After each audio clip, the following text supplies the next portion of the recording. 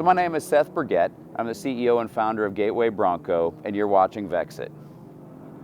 I have a vintage race car. It was raced since new, or at least since 1969. It's a 1967 Shelby GT500. Now in 1969 and 1970 it was raced as a big block, road raced.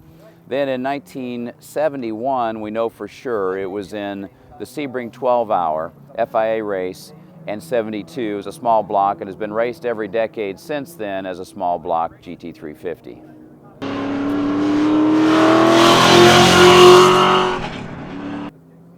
So I bought this car in 2018 and started with Porsche Club of America with the 997, doing their Porsche Club of America events, the HPDE events, and then bought this car. Started off with some entry-level open track and then really got into building this car with an outside car builder where R&R Motorsports put together the engine.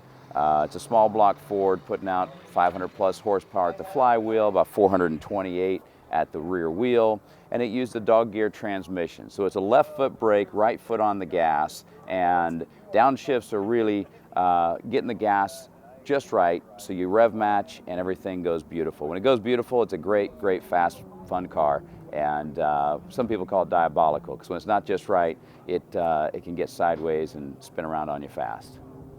So people ask me, why do I do this? Number one, we call it throttle therapy. We come out, we're totally focused on the car, the track, the people, and it's a great way to refresh. It's a Sunday. We're getting refreshed for the next week and having a lot of fun out here. A lot of camaraderie, great cars, great people, and having fun with old vintage cars like this couldn't be much better.